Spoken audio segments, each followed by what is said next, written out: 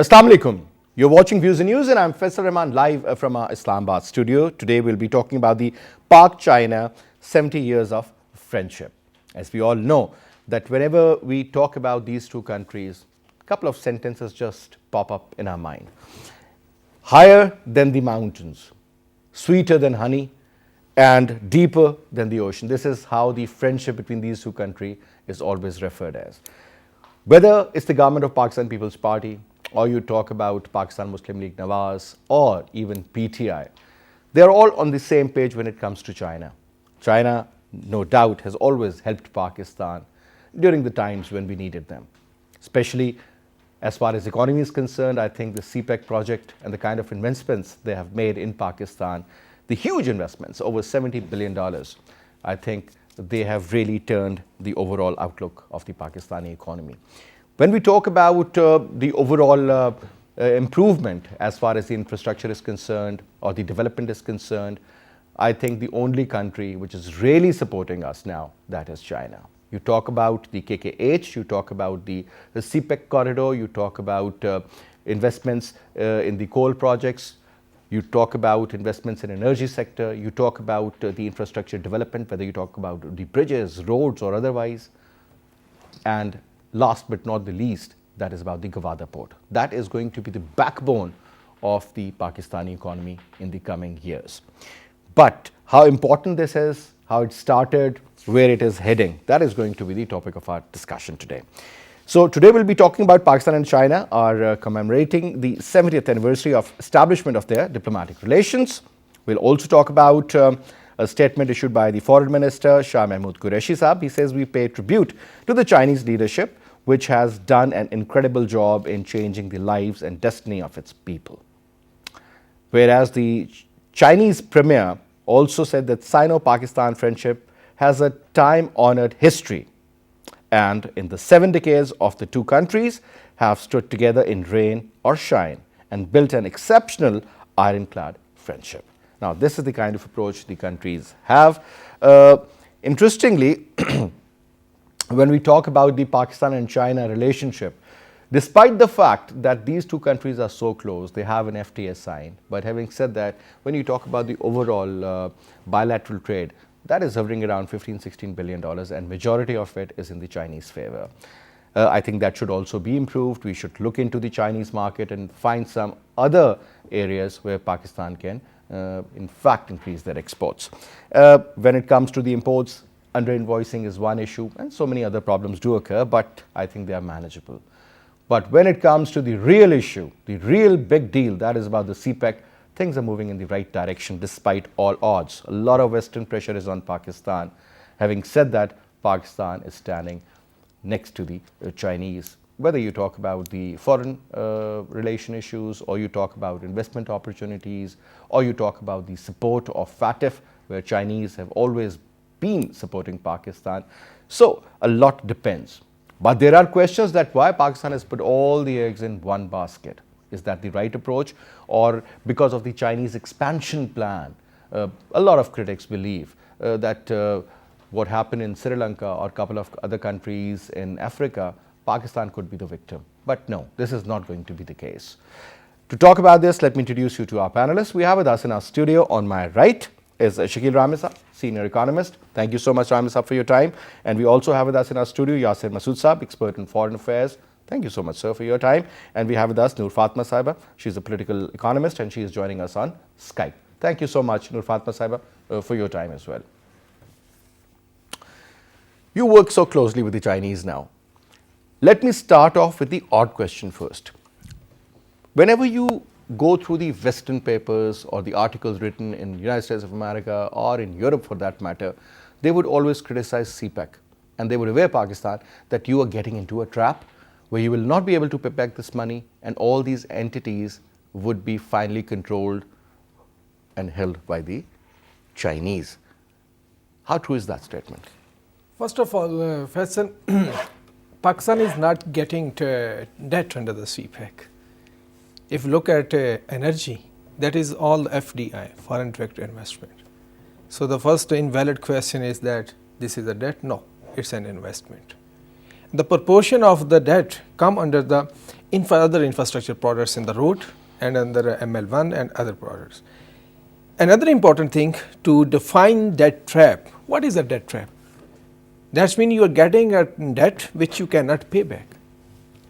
And mostly it originates from the non-productive debts. But the investment and the debt portion under CPEC, they are all productive. So that means there is no question. Rather, I usually say it is not a debt trap, it is a debt relief for the Pakistan. Because look at the statistics at this point of the time, from the $112 billion which we have to pay back, contribution of CPEC is only for, on the China, not the CPEC, because we are also taken some other debt, 5.6%. Can a wise man tell me, so 5.6% is a trap, 94.4% is a good thing.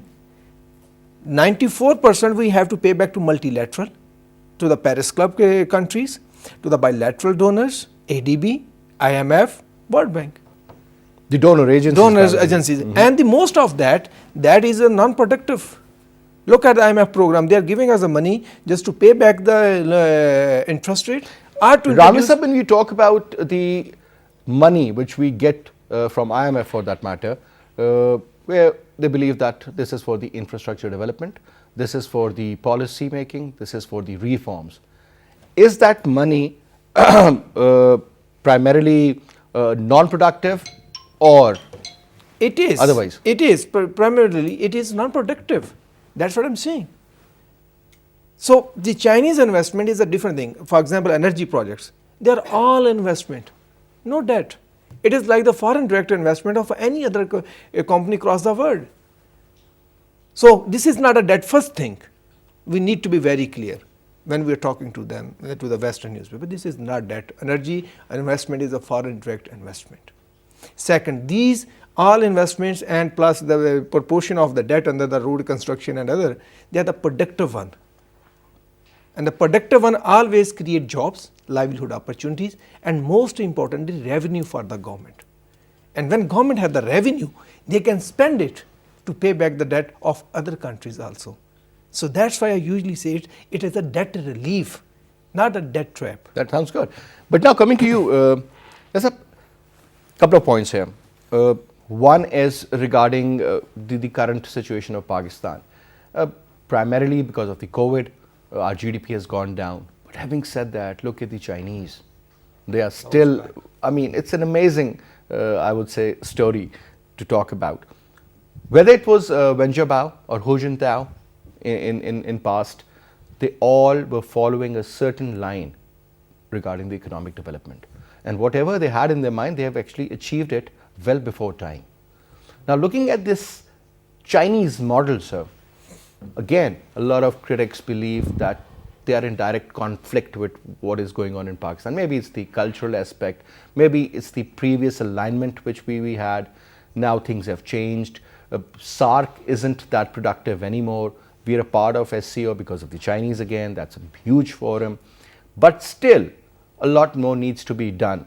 And perhaps they believe that the Chinese, they really want to expand.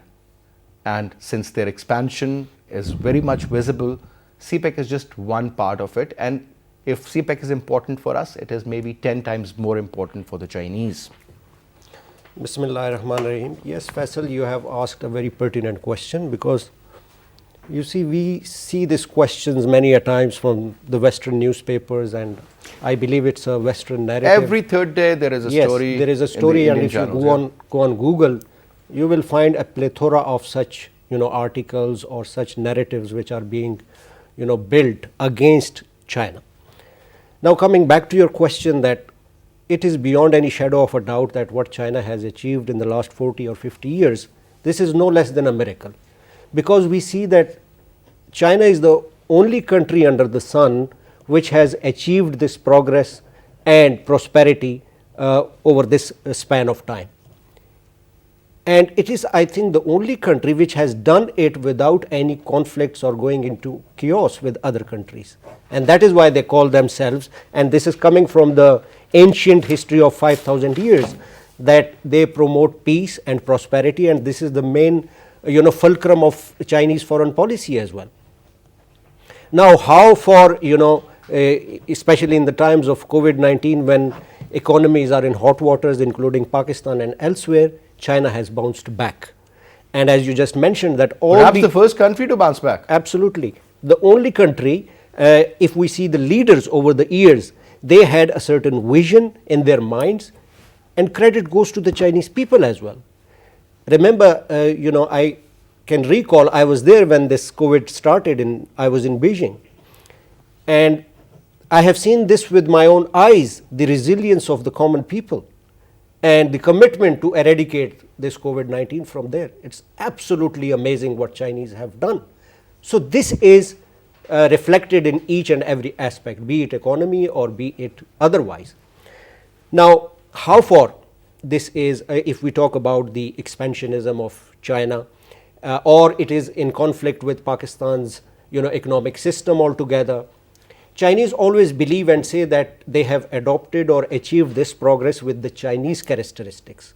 Now we need to do the same thing. We need to learn this miracle from China. Not only Pakistan, but other countries also are now emulating Chinese system, economic system, this economic joint, that how they have achieved this much progress.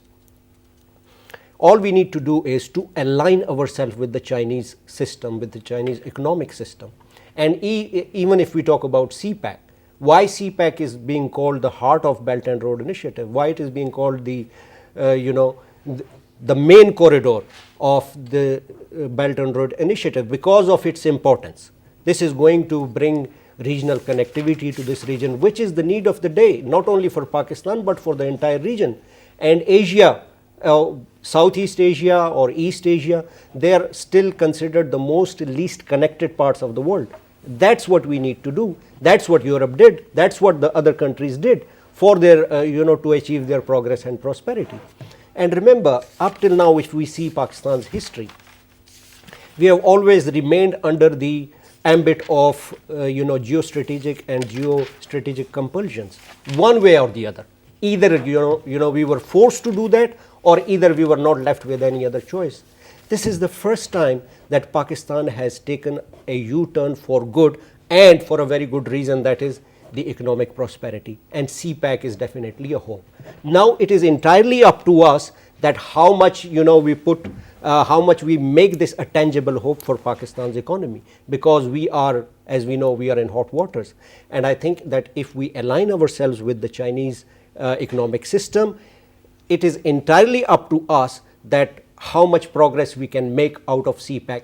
Yes, CPEC is a colossal project, and obviously, it has a lot to do, but if we put our acts together, we can definitely do a lot with CPEC. All right, and coming to you, Dr. Noor Fatma, whenever Prime Minister hails or appreciates the Chinese progress, he always talks about those 700 million people who got out of the poverty. We do talk about the poverty alleviation. We do talk about the PRGF program. If you remember, we used to do a lot of shows on this poverty reduction and growth facility. So primarily, ma'am, what do we need to learn from them regarding that? And how can we prosper? Because at the end of the day, creating jobs, the private sector needs to work along with the public sector. And then you can talk about the prosperity or that particular line which you need to cross in order to be above that particular equation where you're considered either you are living a better life or you're not living a better life or you're in the poverty bracket. Ma'am, your take on that?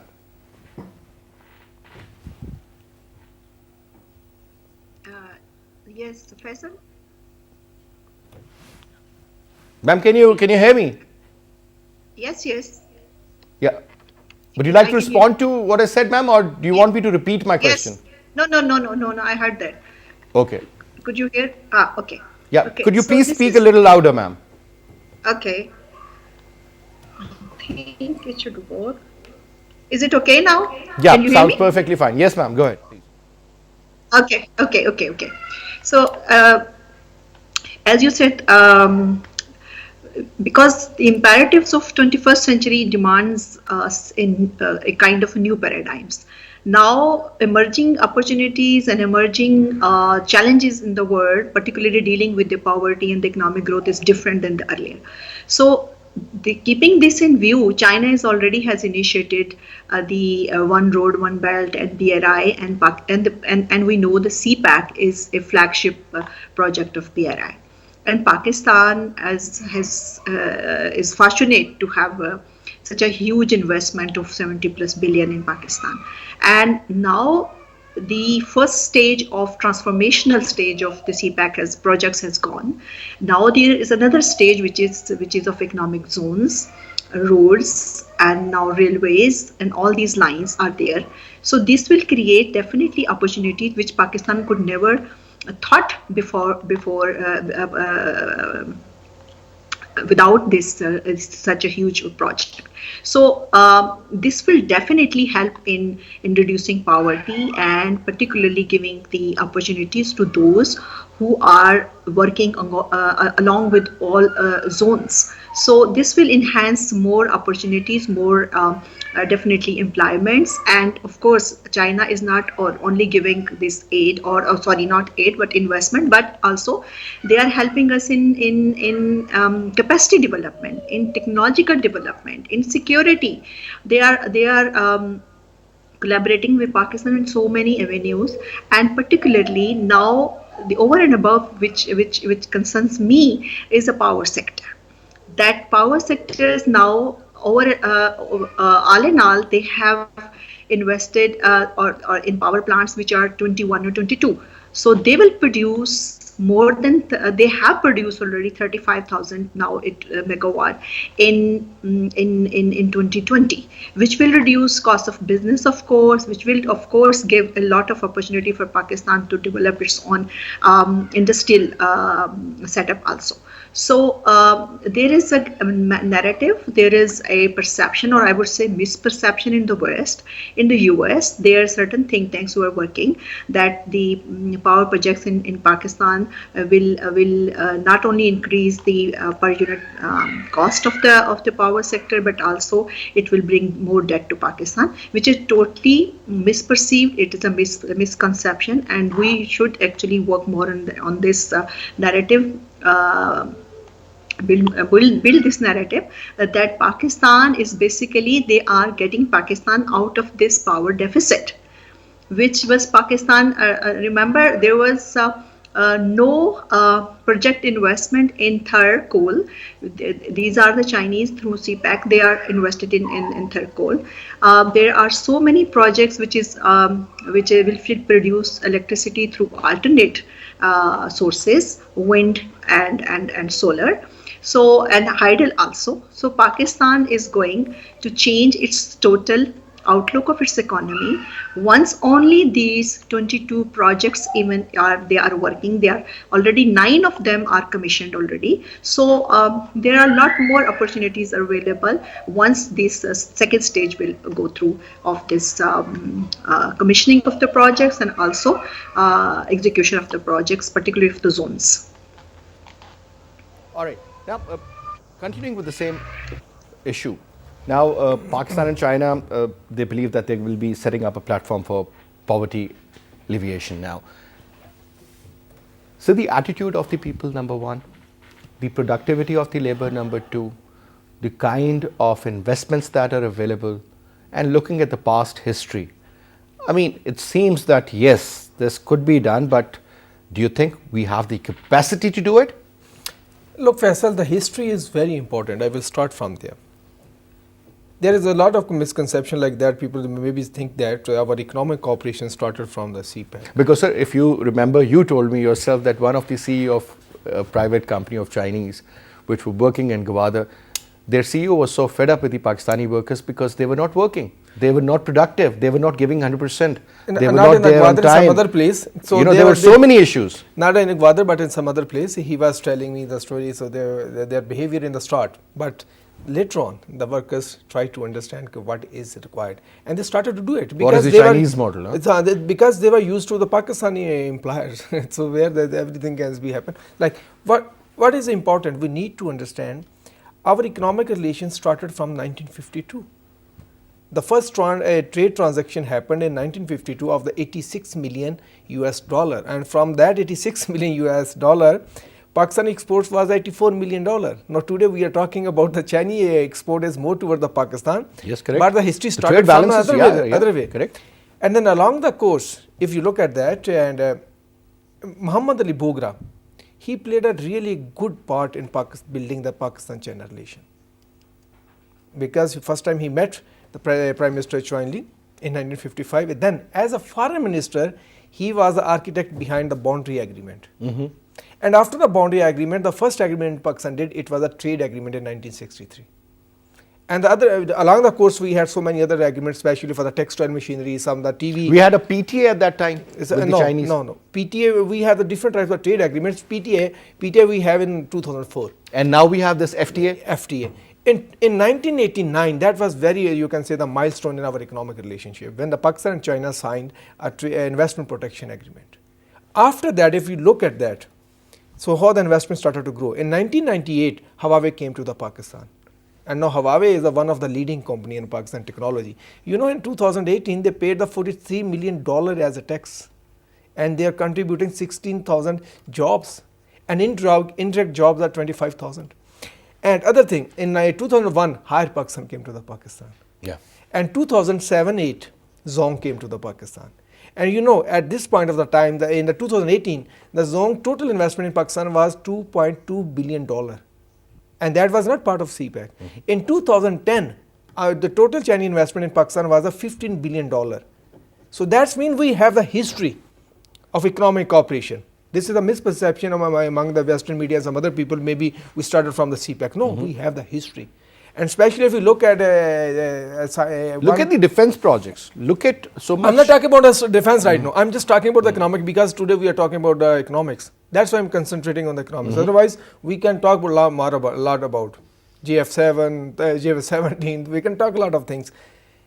Other thing, I think in 1969, they are the Deputy Finance Minister, Trade Minister. He said, when we do business with Pakistan, our motive is not a profit. Our motive is to help our friend. So that is a punchline. From there, they are starting their business with the Pakistan. And now coming to the CPEC, which so in 2006, Pakistan signed two very important agreements when the President Hojanto visited Pakistan. So President Musharraf and the President Hojanto, they signed a free trade agreement, the first free trade agreement, and the agreement framework on energy cooperation. If you look at the detail of other areas, you find everything which is in today in a CPEC. So CPEC is not like that, the out of blue idea. Both countries, they were working together for the decades. And the good thing is that as China grew, China helped Pakistan, or China tried to help Pakistan to grow. That's why I say the 70 years of growing together. So our 70 years are the history tell us. It's not just mere statement. These are the facts we can discuss. On CPEC, we need to understand few things very clearly. Number one thing, China never demand us to align our system with them. Rather, Chinese, they have one proverb which they share with us. They said, cross the river by feeling the stone. What does this mean? You have your own path. You have your requirements. For example, I give one example why they say. In 1980s, when they were starting the reforms, they took two very good initiatives. One was in the agriculture, dual pricing. All the liberal institutions said, no, it will not work. It worked. And agriculture started to grow. The other was a township and village enterprises to industrialize the country. And why it was a township and village enterprises? Because they also wanted to create jobs at the local level. Was this some kind of a one village, one product kind of a formula? No. These are the one we were almost following. They were after the Prime Minister Shaukat Aziz visited Thailand. That was in Thailand. Yeah. So that is the other thing. They were competing with each other, and they were getting the livelihood opportunities. They learned their lesson. And second thing important about Chinese model, they always try to refine their policy. They did not stick to one thing. Oh, in last decade, this was successful, we must stuck to it. No, they said, what are the new realities? What are the new demand, needs? How we move Reading the abstract. How the world is changing. That's why in 1998, there come the Go Global policy. And after that, President Ho Junto, he went one step ahead. He said harmonized world. And President Xi Jinping is talking about the shared future, community with the shared future. So this is the thing we need to learn, how to move according to our own situation bit by bit. Our problem is we commit too much, or we dream too much, and we just, every government says that in 5 years Pakistan will be a developed country. So to really benefit from the CPEC, we need to learn one thing: we need to reform according to our economic situation and the development status. Second, what is required for the CPEC to implement it? Skilled labor, timely movement of the goods and services, and all the allied services, what we say the enabling environment. Exactly. There should not be any delay. On paper, you improve your ranking, but on the ground, what is the reality? That we have to check. Productivity of labor and productivity of services. Ravi sir, you've been in this field for quite some time now. Do you think the overall productivity of our labor, which was very low as compared to the regional countries, forget about China, I'm talking about Bangladesh, Sri Lanka even, that was so low. Do you think that has improved over a period of time? It will improve, it will take time. It is not like the sugarcane juice, you put the sugarcane on one side and the other side you get it. It's a training, it's an attitude. Human It's been almost 10 years now. A human capital development. That's why under CPEC there is a special program, social development program. Under that program 400 or 500 millions are being kept for the skill development in Pakistan. It is a long-term project, but definitely some changes are observable. So we are changing an improvement. And other thing is that it is not the fault of the labor. It's the fault of the state. State did not imparted them required skills. Being a state, for example, if you ask to the government institution, what is our labor supply and demand, and what is the gap, and what type of the gap? If you get the answer, please share with me. Honestly speaking, I'll share it with you because one of our very good friend, former Senator Anwar Beg Saab, he was in People's Party, then he joined PMLN for some time, and now he's an independent observer, writer, analyst also. He's into this business of sending the workers to the Middle East primarily. Honestly speaking, I had put this question to him once I was at a dinner with him, and he said we can't find the right man for the right job, that quality worker which is needed in the Middle East, whether it's in UAE, Kuwait or Qatar or Bahrain or elsewhere. It is not for that fault matter. of the people, it's a fault of the state. But It's a whatever, at the end of the responsibility day, state. there is a demand, but we do not have the product to send there. So what is happening is that people from Sri Lanka, people from Bangladesh and people from India, they are being targeted and they are being sent abroad. And That's obviously right. when we talk about the remittances, that's where the skilled worker can make 10 times more money as compared to a regular worker. I think it's very important because we haven't worked on skilled workers for, since our inception. Though we talk about human resource development all the time. We do. Yeah. But in reality, we don't actually. We don't work on that. So, as Rami Saab just mentioned, that this is the fault of the state to some extent. Yes, because state is responsible to train people. Absolutely. And as you just mentioned, that Indians or Bangladeshis or these people are being more, they're considered much more important than Pakistanis because of the unavailability of skill which we don't have. Now, you see, CPEC is an opportunity where China is chipping in and helping Pakistani workers to train them. Correct. There are a lot of workers that they are being taken to China. They are being trained because they're miles away from the machinery or the technology China is using in Pakistan. So once they get awareness about this technology and once they get proper training, they are not only useful for CPEC, they are useful for Pakistan and they can be useful elsewhere as well. That's correct. So I think we should be hopeful of CPEC. Up till now, there are around 70,000 people they are being employed in CPEC projects, Pakistani people, and they are engineers, they are skilled workers, they are unskilled workers, from top to bottom. So opportunities are there. It's only up to us that how much we utilize that. Now there is an important part, you just mentioned in the beginning, and since I have the whole breakdown, the update of the CPEC, and there is a lot of propaganda which is going on against CPEC. especially in the COVID-19s, what CPEC has done for Pakistan and what we have achieved. Like for example, up till now, there are 20 projects which have been completed, which are worth 14.2 billion. And those include? Those include 9 energy projects of 5,000 and 5,500. 4,500 megawatt, and there are 5 projects of transport and industries which are completed. There are 2 projects of Gwadar Port and Free Zone, and there are 4 projects of socio-economic development.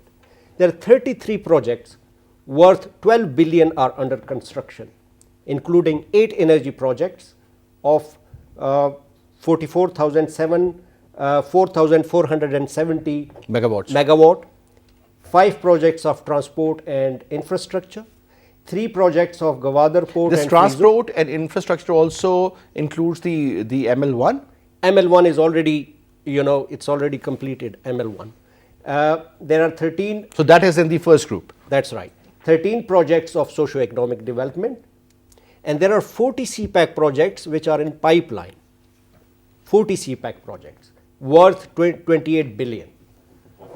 In COVID-19 this year, 2 joint working groups have been made. One is agriculture and one is science and technology. The 10th JCC, the preparation is almost done, so that will be finalized very soon. That is going to be virtual, because of COVID-19. So despite the fact that economies are struggling in the COVID-19 times, in this dire times, in this testing times. But so you believe that China has played a very important role in making sure that we do not get into the negative economic, when we talk about the economic growth, there is an economic decline, and we've also learned that, our overall economy has shrunk over a period of time.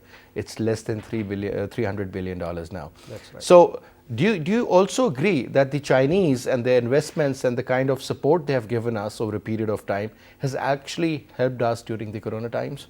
When the Chinese think about investment, and this I've heard from a lot of Chinese, when I visited there, that when it comes to investment, the first thing which comes in their mind is Pakistan. And why is that so? Because of the trust and the friendship which we carry for the last many years. But there was this perception, 2011 I'm talking about. I happened to be there for about a month. We were traveling all over, and it was a state visit by the Chinese. And interestingly, normally that they would be very selective as far as choosing the words are concerned, or whenever they talk, they are very calculated. Interestingly, a couple of guys told me that a lot of businesses which we always thought should be given to the Pakistanis, the Indians ended up getting them. Primarily, there was a time when the Pakistani exporter would go in China and he is not going to stay in the hotel. He used to stay in their houses. This was the kind of, a bond they had. Now that bond has been eroded over a period of time. And a lot of Indians, I'm not sure what exactly is happening post-COVID, but a lot of Indians have actually taken the place of Pakistanis. I don't think so, because I have just, I was there for 5 months in China, in Beijing, and my experience is completely different. Still, Pakistanis are considered, they always considered Pakistanis, they make a difference, there's a difference between other nationalities and Pakistanis. And this is so visible once you're there. Once you're on the road. People on the road are taking pictures for you. Absolutely, with you, and they do. If you go to universities, if you go to parks, if you go to other places, you will find this a visible difference which they carry with Pakistan. And it I've heard from so many Chinese that their elders have told them that there is only one friend in the world, and that is Pakistan. So it is in their brought up now. That is why they give so much importance to Pakistan. So we helped China to open up to the real world. Absolutely. But I want to add one thing here, Faisal. Please. To make a business, you need to be a businessman. Because economic rationale is different, personal relation is different. On personal level, Chinese love you like nothing. But when they talk about the business, you have to do it business. For example, if Chinese don't want to import onion from Pakistan, do we have the custom agreement with China? No, that's the problem. These are some realities which need to be fixed and accepted and fixed. We need to come out of rhetoric. Look, one thing is I always say at every forum by meeting to the Chinese officials and the people and Pakistani officials, look, we must be sure if there is any problem, China will stand by us. And Chinese are also ensured that if there will be any problem, Pakistan will stand by with China. And we have proved in history, and inshallah we will prove in the future. But for God's sake, if even the two real brothers are doing a business, they do on the business terms. Not always just give me this, give me this. You're my brother. You are my brother. So we need to be very careful. I want to add one thing. When they think about the investment in Pakistan, but many of the Chinese are discouraged when they come to Pakistan because of our, so many perennial bottlenecks which we have, in our, Whether we admit it or we don't, there are issues. Absolutely. That conducive environment, the we word don't have that. It doesn't exist. Look at the CPEC authority. Why Chinese are going to the CPEC authority business community now? Just send someday your reporter and find it. Why the Chinese are now working more closely with CPEC authority? Just yourself find it. You have an answer for that? I think I have the answer. Chinese were also, they were aware that there has to be a central authority. Although there is a joint working group, it's already existed. But I think they wanted to have a central authority where things should be implemented. Implementation is very important. We talk about rhetorics, we talk about papers, but we are unable to implement a lot of things which needed to be implemented. So I think Chinese are more concerned about the about the pace of the projects and also the implementation in true letter and spirit. That's why they were of the view that there has to be a central authority, and I think so. It's a a good step taken in the right direction. All right. And so, if you allow me, I'll put a question to Dr. Noor Fatma Sahiba. Dr. Sahiba, when we talk about the geostrategic importance of Pakistan, it is generally believed that Pakistan is, fortunately or unfortunately, I mean, in fact, there are two different opinions about that also, that we are located at a place, where we can get connected to the Far East, to the Middle East, Central Asian states, and we were also talking about, restarting the train which would go from Iran all the way to Turkey and then the European side. So they're working on that as well. So, ma'am, if you are located on such an important junction, but we haven't capitalized on that front either, ma'am. Opportunities were there, options were there, but don't you think that despite all the support from the Chinese, we did waste a lot of opportunities? Yes, Faisal, we have not only wasted the opportunity that you mentioned, but we have wasted a lot of aid and also grants in the past.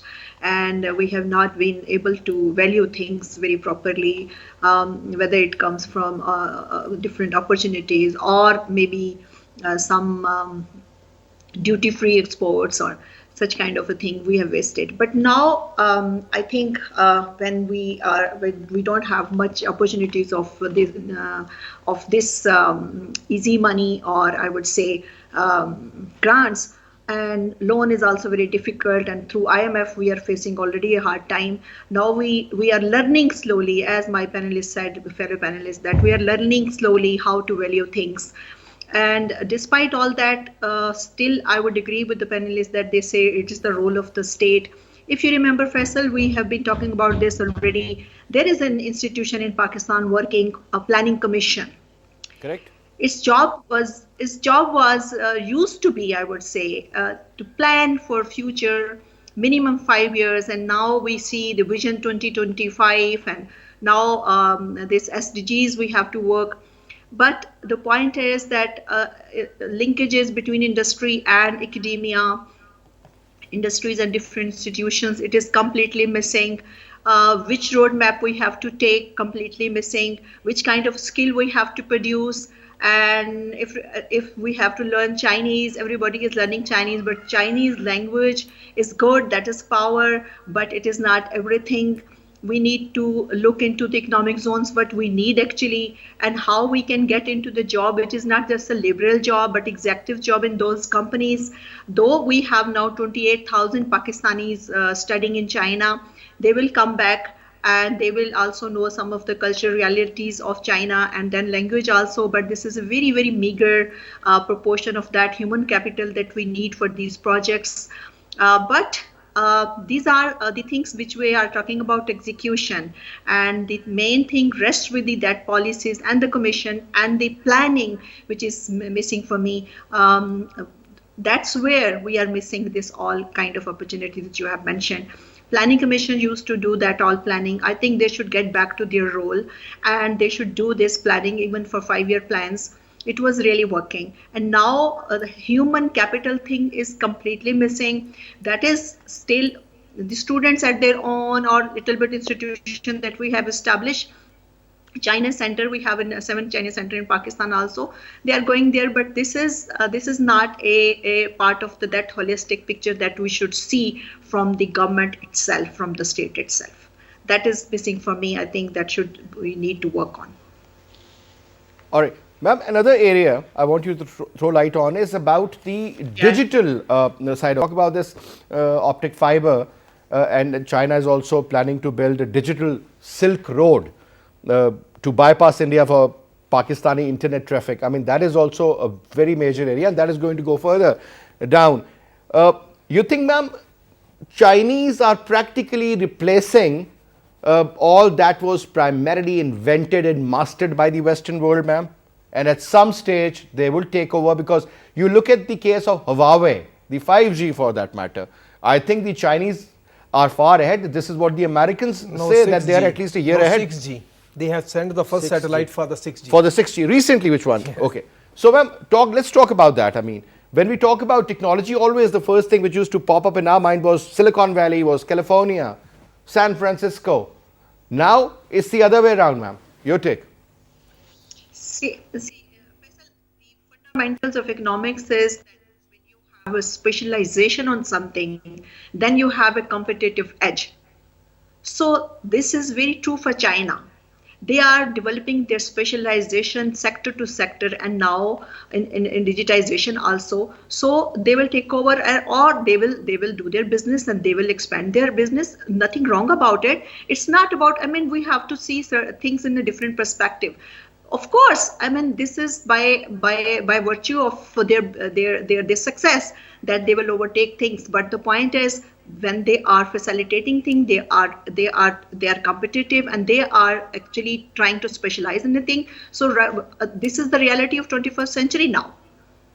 I don't think that that is going to be any negative narrative built about it. No, that is, I think, a very much right of the China. If they can develop, why not? All right, ma'am. You wanted to add on that, sir? I would like to add on the connectivity, because technology, digital technology will play. So when Donald Trump took charge as the President of America, the first thing he said was that let's build up the space technology. Space invasion should be avoided, and we should have, I don't know what exactly he meant by that, but I think that is the future, sir. No, the wars wouldn't be fought over here. They would be fought in the I space, think most likely. that is a very huge subject which we can talk someday later. But right now I want to talk the connectivity concept. So because the CPEC, we are always cognizant of the fact it will be the hub for the connectivity. But how we are planning, that will matter in the long term. Why I am saying this? Because we have a very good competitor in the market, Iran.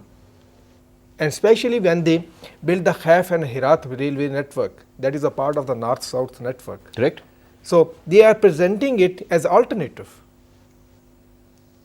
And there is nothing wrong, they can do it. It's a business, everybody can do it. But how much we will be prepared, one thing, and second thing. Now the Chinese has a few days back, there come another their plan that is called 3-dimensional transportation network planning. That will change the whole dynamics of the connectivity. And what is that supposed to mean, sir? So, within that they have the objective, delivery within the country will be within 1 day, and delivery in the neighboring country would be within 2 days. And under that they will be investing trillions of dollars, not only at a country level, but also they have identified 7 land routes, and CPEC is one of them. So you can well imagine, I mean, as you said, it's so there is a time to our policy making, and some departments are working on it, to look the vision, how to create it. Not just wait for the time when it will be operationalized. We just have to fix ourselves where we are. And the key for a connectivity would be how best we are in connecting the linkages. Definitely. But sir, quick comment, Yasir Saab, regarding the currency, because somebody said Bitcoin is actually owned by a Chinese. Well, there would be certain cryptocurrencies in place that would replace the dollar, or maybe there could be some certain country like Russia or China for that matter, to do trade in their own currencies for that matter. So I think the dollar, so-called the petrodollar, is going to get the hit. I think there are two very important things. One is that world is moving towards digitization of economy anyway, the whole world, whether it's cryptocurrency or otherwise. Another important fact is that even in 2014, China and Pakistan have talked about, transition of, economy in the local currencies, like in yuan and Pakistani rupees. I think that's where Pakistan and China needs to move ahead. Definitely. If they want to, ooze out the best benefits from the CPEC as well. I think that is going to be the key. You and know, that when is we going have to the be first important. agreement on money swapping, 1966. So we are still working on it. We have the first agreement. I mean, that's Agreement. But let's see, sir. Anyway, thank you so much, Yasab. It was a pleasure, Ramsab, as always. And thank you so much, Dr. Saiba, for your presence as well. That's all we have for this hour. Inshallah, I'll see you tomorrow at 8. Till then, you take good care. Allah Hafiz.